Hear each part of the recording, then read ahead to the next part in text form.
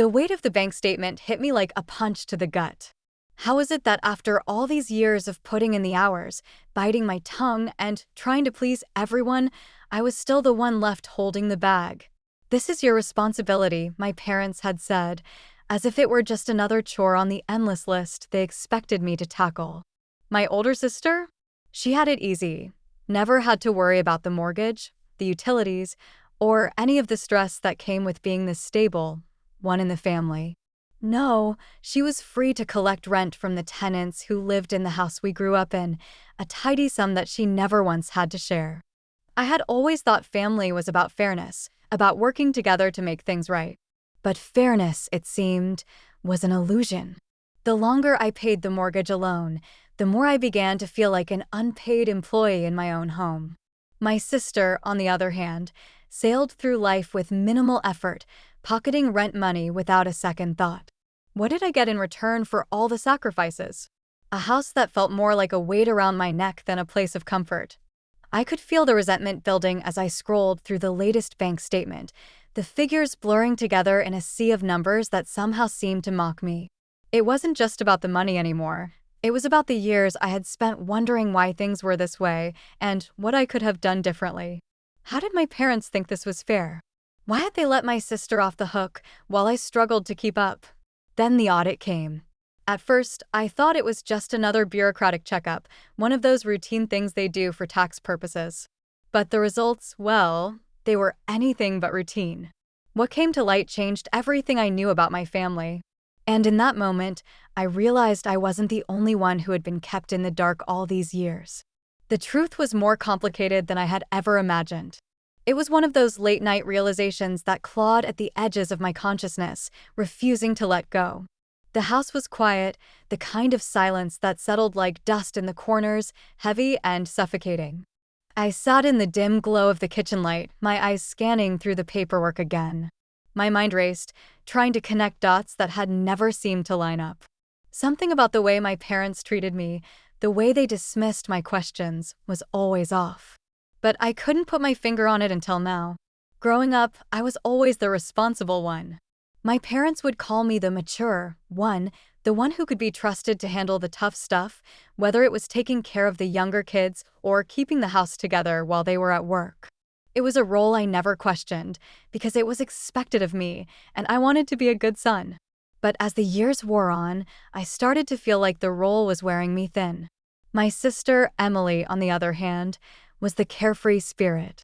Always charming, always the one who could get away with a laugh and a smile. My parents indulged her in ways I could never understand. She was the one who took dance lessons and weekend trips to the beach, while I stayed home and helped my dad with the yard work or made sure the bills were paid. My parents never saw it as unfair. In fact, they saw Emily as the light of the family, the one who could keep things easy and fun. And I was the practical one, the one who made sure things didn't fall apart.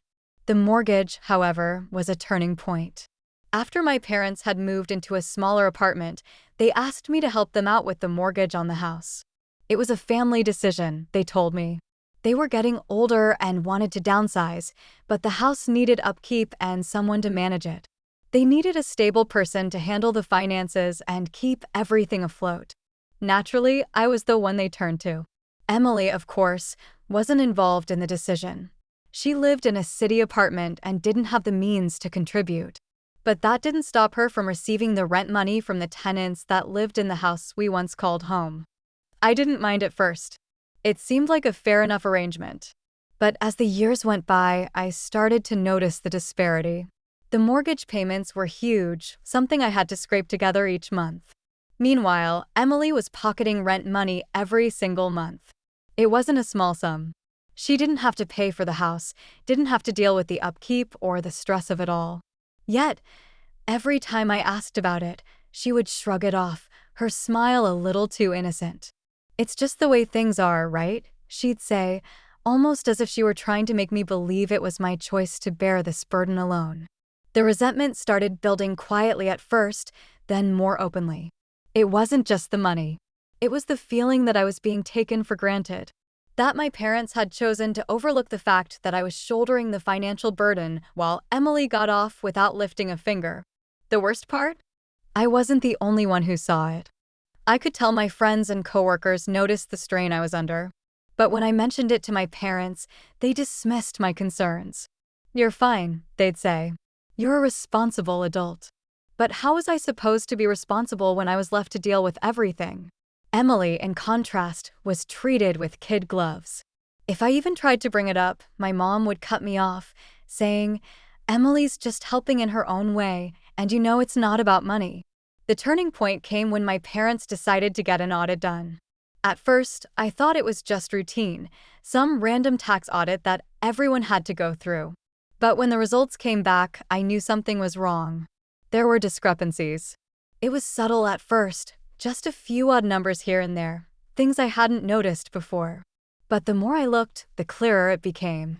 My parents had been hiding something. The rent money Emily had been receiving from the tenants? It wasn't being used to cover the costs of the house like they had said. It was being funneled into a secret account, a separate account I never knew about. I remember the shock I felt when I found out. It wasn't just the money, it was the betrayal. All these years, I had been paying the mortgage thinking I was doing my part for the family. But Emily had been getting a significant portion of the rent money, and my parents had been quietly siphoning it off for themselves, all while I was left in the dark. It felt like a sick joke. The revelation hit me hard, and the walls that had once felt secure now seemed fragile. My relationship with my sister was always strained, but now it felt impossible to repair. She had known about the account, of course. How could she not? She had been the one to collect the rent each month, after all. And when I confronted her, she acted like she had no idea what I was talking about, even though she'd been the one receiving the money. "Don't make this more complicated than it is," she said, her voice dripping with the kind of sweetness that only made my anger flare. "It's just how things worked out." But it wasn't just about the money anymore. It was about trust, about feeling like I had been taken advantage of for so long, and that my parents had used me as their fallback plan. The weight of their betrayal sat heavy on my chest, and I couldn't ignore the gnawing feeling that I had been manipulated into believing that this was somehow my responsibility all along. My sister had never had to ask herself these questions, never had to face the burden of paying for a house that wasn't truly hers. She had been allowed to sit back while I bled out every month, drowning in obligations. And my parents, who should have known better, had allowed it to happen, using me as a tool in their game of convenience. Now, with the audit exposing the truth, things could never go back to the way they were. What I once believed was an arrangement between family members had been nothing more than a manipulation, and it was time for the truth to come to light. The question now was what I would do with that truth, and whether I could ever forgive those who had let it happen in the first place. The truth of the audit gnawed at me relentlessly. I couldn't shake the feeling that I had been living a lie for years. What was supposed to be a simple arrangement between family members had turned into a web of deceit and manipulation. Emily, my parents, none of them had ever really cared about the sacrifices I had made. They had all made their choices, and I had been the one to bear the burden. I sat in the same chair that night, staring at the audit report that seemed to mock me from the table. The discrepancies were clearer now, more evident with every read-through. It wasn't just the amount of money Emily was pocketing, though that was bad enough. It was the fact that my parents had known about it the entire time. They had lied to me. And what hurt the most was that they had justified it as some sort of family decision, as if I had agreed to this, when, in truth, I had never been given any choice at all. The next few days were a blur of frustration and anger. I tried to focus on work, to put all of this out of my mind, but it was impossible. Every time I saw my parents or my sister, I felt a growing resentment. My sister, who always seemed to have the perfect life, the carefree smile, the lack of responsibility, she had never once acknowledged the weight I carried. I had always thought of her as the fun one, the one who could do no wrong in the eyes of our parents. But now I saw her for what she truly was, someone who had taken advantage of me, of my willingness to help, and used it to her advantage. I couldn't help but wonder if she had always known about the secret account. Had she been aware of the money being funneled away from the house? Of course, she had. She was the one collecting the rent. And yet, when I confronted her, she denied everything. "You're overreacting," she said. "This is how family works, don't you get it? We all have our roles. You're the one who takes care of the house, and I take care of the rest. That's just the way it is. I could feel my blood boil as she spoke, as if she were speaking down to me. I was the one paying the mortgage, taking care of everything, and all she had to do was collect a few checks from tenants she didn't even know. And now she had the nerve to act like I was the one in the wrong for questioning it? The more I thought about it, the more the anger began to build, and it wasn't just directed at Emily. It was my parents, too. My mom, who had always said she wanted to keep the family close, keep everything equal, she had known. She had known all along that Emily wasn't paying a dime for the house, while I was buried in debt trying to keep things afloat. And yet, she hadn't said a word. My father, who was always so quick to call me the responsible one, had stayed silent. They had let me suffer, let me be the one to handle everything, while they played the role of the loving parents. I needed answers. I needed to confront them, to make them see what they had done. But the problem was, I didn't know where to start. I had been conditioned to believe that family came first, that I had a duty to protect and support them, no matter the cost to myself. But now, I was beginning to realize that their version of family had been a facade, a carefully crafted narrative that kept me in line while they benefited from my sacrifices. It was during one of these late-night sessions, sitting at the kitchen table, fuming over the bank statements, that I decided I couldn't let this slide any longer. I had to confront them, had to lay everything out on the table. It wasn't just about the money, it was about the way they had treated me all these years, as if I were nothing more than a tool to be used when it suited them. The confrontation happened a week later, after I had gathered all the documents, all the proof I needed. I called my parents and asked them to meet me at the house. I knew it wasn't going to be easy, but I was done staying quiet. When they arrived, the atmosphere was tense. My mom, as always, tried to ease into the conversation with her usual warm smile, but it didn't work this time. "What's this about, son?" she asked, her voice laced with concern but not a hint of guilt. I pushed the audit report across the table toward her, my hands trembling with anger. "What is this?" I asked, my voice low but firm. "Why didn't you tell me about the account? Why didn't you tell me Emily was getting all this rent money while I was the one paying the mortgage?" My mom's face shifted slightly, but she quickly masked it with a forced calmness. "We were trying to keep things simple," she said. "You know, keeping track of everything so no one had to worry. Emily's rent money was supposed to cover other expenses. It's just that things got a bit complicated over the years." Complicated? I could hardly believe the words coming out of her mouth. Complicated? I've been carrying this weight for years, paying the mortgage, handling everything, and you tell me it's complicated. My father, who had been quiet until now, shifted uncomfortably in his chair. "Son, we didn't want to burden you with too much," he said, his voice weak. "You've always been the responsible one, and we didn't want to put more pressure on Emily." The words stung. More pressure on Emily? My sister, who had never once been asked to contribute, was the one being protected?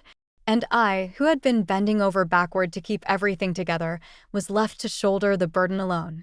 "How long has this been going on?" I asked, feeling my voice crack with frustration. "How long have you been hiding this from me?" "Longer than you know," my father muttered, looking away. "But we never thought it would come to this, son. We didn't want you to feel this way." I felt a wave of nausea wash over me. They had known, and they had kept it from me. They had let me believe that I was the only one holding up the family, when in reality, they had been making choices behind my back. I turned to my mom. "And Emily?" I asked, my voice shaking. "What about her? Does she even know about the account?" My mom hesitated. "She knows," she admitted, finally looking at me. "But she didn't know the full extent of the financial situation, and we didn't want her to worry. She's always been so carefree, so," she trailed off, searching for the right words. I couldn't believe it. "So you just let her keep the rent money and never told her it was supposed to go toward the house?" "We thought it was fair," my dad interjected quickly. "We thought it was a way for Emily to contribute, in her own way. But I wasn't buying it anymore. It's not fair. It's never been fair. And you've been using me to make up for your mistakes." For a long moment, there was nothing but silence in the room. I could feel the weight of the years, the resentment that had been building, settling in the pit of my stomach. The people I had trusted most had failed me in ways I never imagined. And in that moment, I realized that things couldn't go back to the way they were. There was no going back. The truth had come out, and it had broken everything wide open. The next steps were clear. Nothing would be the same again. The weight of the conversation hung in the air like a storm waiting to break. My parents sat there, their eyes filled with a mixture of guilt and deflection, unable to meet my gaze. I had just torn apart the veil of family loyalty that had kept me tethered to this farce for years. But the real storm, the one that would change everything, was still on the horizon. And I could feel it gathering, pushing the air tight around me, making it hard to breathe. "Is this what you wanted?" I asked, my voice louder now, the frustration breaking through. "To keep me in the dark while you let Emily skate by without ever feeling the consequences? I've been living under the illusion that I was doing what was best for the family, but all you've done is manipulate me. You used me as your safety net, and Emily, she's been benefiting from my sacrifices all along." My father shifted in his chair, his hands clenched tightly in his lap, as if the truth was choking him. My mom's eyes were glossy, like she was on the verge of tears, but I couldn't feel sorry for her. Not now. Not when I was the one left holding the pieces of this shattered family dynamic. "We didn't know how to tell you," my mom finally spoke up, her voice trembling. "We didn't want to burden you. You've always been so good about handling things, so reliable. We thought this was just a phase, and you'd be okay." "Okay." The word exploded out of me. I stood up abruptly, pacing around the room, my anger surging like a tidal wave. I've been living like this for years. Every month, I've scrimped and saved, trying to keep the house from falling apart, trying to make sure you didn't lose everything. And all the while, you were letting Emily take the rent money and never once asking her to contribute. Why? Because it was easier?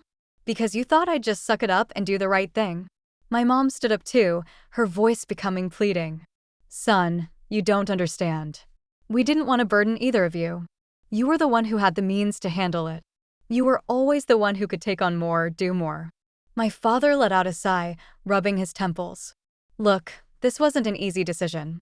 We were trying to balance things, trying to make everyone happy, and sometimes we got it wrong." "Got it wrong?" I repeated, the words dripping with disbelief. "This isn't just a mistake, Dad. This is a betrayal." A beat of silence passed between us, the air heavy with unsaid words, but I wasn't finished. I couldn't stop now. "And Emily," I said, my eyes narrowing as I turned toward her. "You've been living a lie too. You've known about this all along, haven't you? You've been pocketing money that should have been used for the house, and you've been pretending like you had no idea what was going on. You've played the role of the innocent one, the one who had it all figured out, while I was the one picking up the pieces." Emily was silent for a long moment, her face a mask of deflection. But when she finally spoke, her voice was barely above a whisper. "I didn't know everything," she said, her tone not quite as innocent as it once had been. "But I knew you were struggling. I knew you were paying the mortgage. And I didn't know how to ask for help." I scoffed, my heart racing in my chest. "You didn't know how to ask for help? Or you didn't want to? Because, clearly, you never had to. You just got to walk away from all of this. It was easy for you. Too easy. I didn't want to make things worse, okay?" Emily's voice cracked, the first sign of vulnerability I had ever seen in her. "I didn't know how to fix things. But I wasn't trying to hurt you." I shook my head, feeling the anger and hurt welling up inside me like a flood. "You weren't trying to hurt me? You let me carry the weight of this family on my back for years, and now you expect me to believe you didn't know what was happening." The words stung, and in that moment, everything I had held back finally came pouring out. All the pent-up frustration, resentment, and hurt I had bottled up for so long. It was no longer just about the money, it was about how they had treated me. How they had treated all of us. My father, who couldn't even look me in the eye anymore. My mother, who pretended like everything was fine while pulling the strings behind the scenes. And Emily, who had never once had to ask herself what it felt like to be invisible in a family that favored everyone else but you. I felt like the ground beneath me was shifting, like everything I had known was suddenly unrecognizable. My family, the people I had spent my entire life trying to protect and take care of, were standing there, helpless and broken, but not broken enough. Not broken enough to make me feel like things could be repaired. In that moment, something inside me snapped. The years of resentment, the weight of their expectations, the betrayal, it all crystallized in my chest, and I realized I couldn't do this anymore. I couldn't keep pretending that everything would be okay, that I could continue carrying this burden without losing myself in the process. This stops now, I said, my voice low, but filled with a finality that left no room for argument. I won't do this anymore. I'm done. I could see the panic in my parents' eyes. My father opened his mouth to speak, but I held up a hand to silence him. I'm not doing this for you anymore. I'm not carrying the weight of this family when I'm the only one who's been honest about my role in it. And Emily, I turned to her, the words heavy, I'm not going to fix this for you either. I've been trying to hold it all together for so long, and now it's time for you to face the consequences. For once. There was a long silence as they absorbed my words, as I let the reality of my decisions settle into the room. I had made a choice. It wasn't an easy one, and it wasn't one that I knew would be understood right away. But I knew I had to take a step back. I couldn't be the one to save them anymore. The truth had come out. And now there was no going back. The family I had known had fractured beyond repair, and it was up to each of us to pick up the pieces. Whether or not we ever healed from this, whether or not we could ever find a way to forgive each other, was something that could only unfold in the days to come. But for now, all I knew was this: I had drawn a line in the sand, and I wasn't going to cross it again. I was done. The days after the confrontation felt like a quiet storm had passed, leaving the dust to settle, but the air still thick with tension. I spent the next few weeks in a haze of mixed emotions: relief, anger, confusion. The sense of finality I had felt in that moment of decision was something I had never experienced before. For the first time, I wasn't living in the shadow of expectations, of family obligations, or the guilt that had once weighed me down. But despite the clarity I had gained, the aftermath was anything but peaceful. My parents, once pillars of support in my life, were now distant and withdrawn, their roles in my life no longer clearly defined.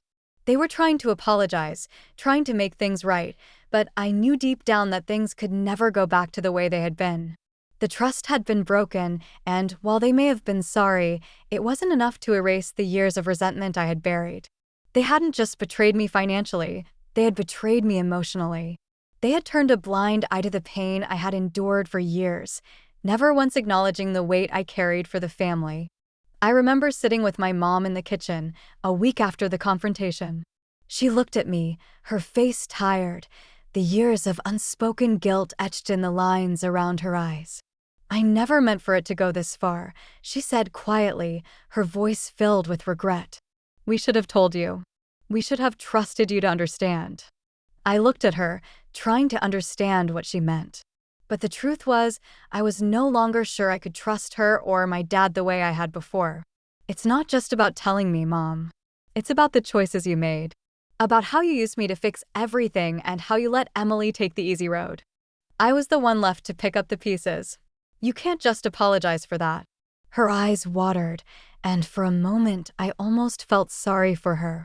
She was a mother, trying to make amends, but I knew the damage had already been done. I know, son. I'm so sorry. But please know that we didn't want to hurt you. We didn't know how to ask for help either. I could see the sorrow in her eyes, but something inside me had changed. I wasn't the person I had been before that night. I wasn't the one who would bend to family pressure, pretending like everything was fine. The anger and disappointment still lingered, and I wasn't sure if it would ever go away. But in that moment, I understood that while forgiveness might come one day, it wouldn't come overnight. I had to take the time to heal, to distance myself from the weight of their actions, before I could even think about rebuilding our relationship. Emily, too, reached out to me after the confrontation. Her message was hesitant, unsure, but there was something genuine in it that made me pause. She asked to meet. The idea of facing her again made my stomach twist, but I agreed. When we sat down, it was awkward at first. The familiar dynamic between us was gone, replaced by the new reality of our fractured family. "I know I've messed up," Emily began, her voice quieter than I'd ever heard it. "I never realized how much you were sacrificing. I thought I was helping in my own way, but I didn't understand the full picture. I'm sorry, and I want to make it right." I had expected a defensive response from her, denial, perhaps, or even an attempt to shift the blame, but instead, I saw something raw and honest in her expression. She had always been the carefree one, the one who never seemed to feel the weight of responsibility. But now, sitting across from me, I could see the cracks in her facade. For the first time, she seemed like she understood what I had been going through all these years. "I don't know if things can go back to the way they were," I said, my voice calm but firm. "We can't just pretend that everything's okay. It's going to take time." "I know," she said softly. "But I want to try, if you'll let me. I want to help fix things, even if it takes time." For a brief moment, I thought about what it would take to rebuild any kind of relationship with her. But I knew it wasn't going to happen overnight. The years of resentment, of being overlooked and disregarded, couldn't be undone by a single conversation. But maybe, just maybe, it was a step in the right direction. Over the next few months, I focused on myself. I set boundaries with my parents, not out of anger, but out of a need for space. I couldn't keep being the one to fix everything for them. I began to explore what it meant to live for myself, to make decisions based on my own happiness rather than out of obligation. I took time off from the house, from the financial strain, and used the time to think about what I really wanted for my future. As for my parents, we didn't talk as often as we used to, but we were learning how to navigate this new reality. There were no more silent resentments between us. They were trying, in their own way, to make amends. And while I wasn't sure we would ever be the same, I realized that maybe that was okay. Maybe some things weren't meant to go back to the way they were. Maybe the only way to move forward was to let go of the past and accept that people change, sometimes for better, sometimes for worse. When Emily came to visit one weekend, we sat together in the house we had once shared as a family. The house that had felt so heavy with my responsibility now seemed lighter, as though the weight of my past sacrifices had finally begun to lift. We didn't talk much, but there was an understanding between us. We had both been wrong. We had both been lost in the web of expectations and misunderstandings that had kept us from seeing each other clearly. But in that silence, there was a shared acknowledgement that we were taking the first steps towards something new. I realized then that the family I had once known was gone, but maybe that wasn't the tragedy I had thought it was. Maybe the real tragedy was in holding on to a version of family that no longer served me, no longer served any of us. And as I began to move forward, taking small steps, setting new boundaries, forgiving where I could, I felt the weight of those years of sacrifice slowly begin to fade. I didn't know what the future held, but for the first time in a long while, I felt free enough to find out. And that, in itself, was a victory I had never imagined I'd achieve. The house, once a symbol of burden and resentment, had transformed into something more neutral. I had come to see it as just a house, not a place where I was trapped in obligations, but a space where I could choose my next steps. The mortgage was still there, the debt was still real, but for the first time, I wasn't carrying it alone. It wasn't about running away or abandoning my family, but rather learning to live for myself, to live in a way that didn't come at the expense of my own well-being. As I sat at the kitchen table, alone with my thoughts, I realized just how much I had changed. I had spent so many years trying to make everything work, trying to hold the family together when they didn't see the cracks forming beneath the surface. But now, I understood that strength wasn't about sacrifice, it was about knowing when to let go, when to stop fixing what wasn't mine to fix. My relationship with my parents had shifted. We still spoke, but there was a distance now, a space that allowed for honesty. They no longer saw me as their safety net, the one they could rely on to keep everything from falling apart. And as painful as it had been to confront them, to strip away the layers of family myth and expectation, it had opened the door for something more real. We weren't perfect, and I didn't expect perfection. But for the first time, we were dealing with the truth. Emily, too, had changed. The carefree, oblivious sister I had once known had evolved into someone more self-aware, more willing to take responsibility for her actions. It wasn't easy, none of this had been easy, but the willingness to change, to admit her faults, was a step toward healing. I wasn't sure what the future held for us, whether we could ever be as close as we once were, but the possibility of a new beginning, grounded in truth, felt more than enough. In the end, the lessons I learned weren't just about family, money, or betrayal. They were about knowing my own worth, about choosing to live authentically rather than being trapped by expectations. The road ahead was still uncertain, but for the first time, I felt like I was walking it on my own terms, and that was enough.